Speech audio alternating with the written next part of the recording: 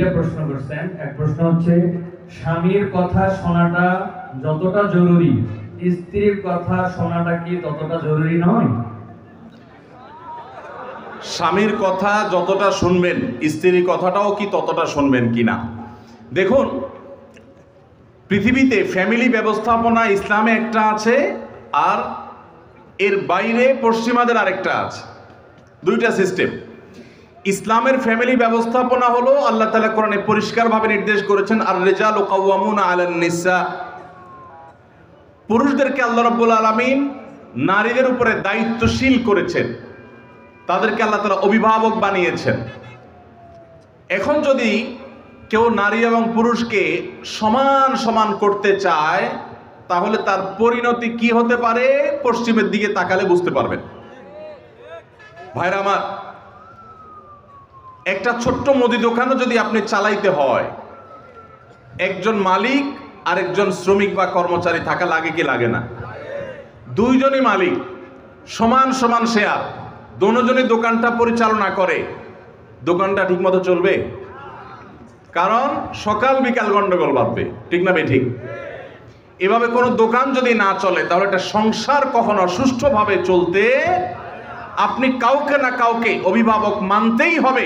হ্যাঁ, এর মানে এই না যে অভিভাবক যা খুশি তা করতে পারে, জুলুম করতে পারে, অন্যায় নির্দেশ দিলেও সে অধিকার আছে, সেটা ইসলাম বলে না, কখনো বলে না।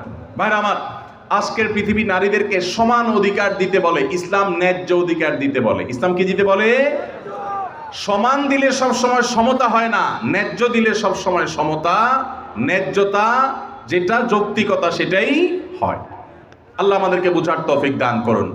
মা বোনরা যদি যৌক্তিক কোনো আবদার চাহিদা পেশ করেন, সেটা স্বামী কখনো কখনো শুনতে বাধ্য, যদি সেটা তার অধিকারের বিষয় হয়, আর কখনো কখনো বাধ্য না হলেও স্বামীকে আল্লাহ তাআলা উদ্বুদ্ধ করেছেন।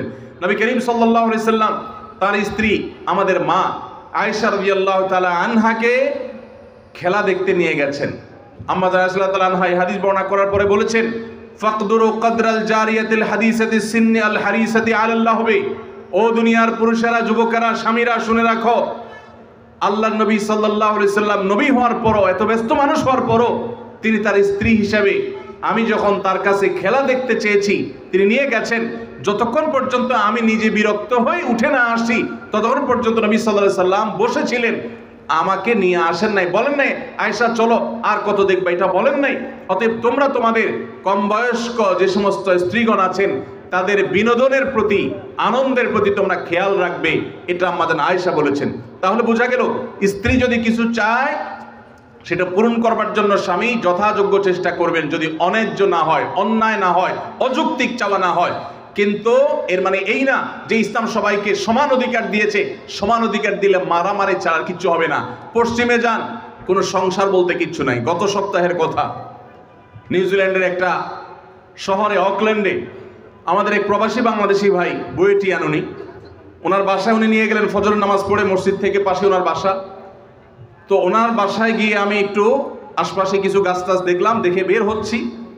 উনি আমাকে দুটা জিনিস দেখালেন। এক হলো বললেন যে, ভাই আপনি যে সবজি চাষ করেন ঢাকায়, ওই ভিডিও দেখার পর আমার ওয়াইফের চাপে আমি এই যে লাউ গাছ লাগাইছি, সেই লাউ গায়ে অনেক লাউ ধরছে।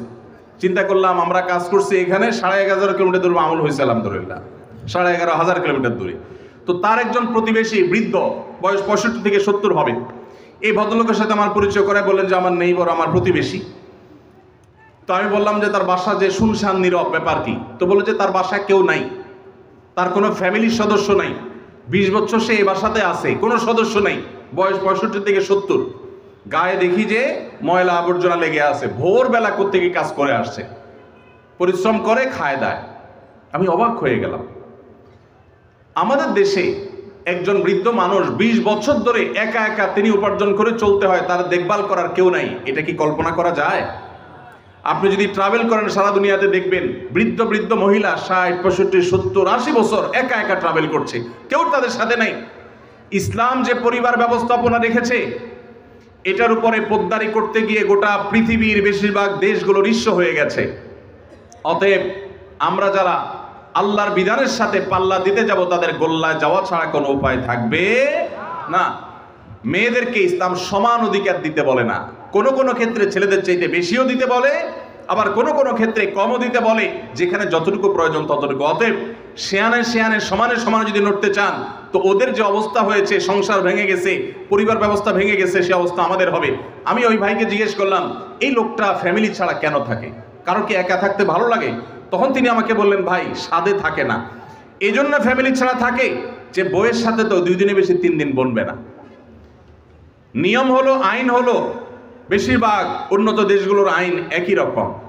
3 বছর যদি বিবাহ লাস্টিং করে, বিচ্ছেদ হলে স্বামীর যা উপার্জন আছে তার অর্ধেক স্ত্রী, স্ত্রীর যা উপার্জন আছে তার অর্ধেক স্বামী পেয়ে যাবে।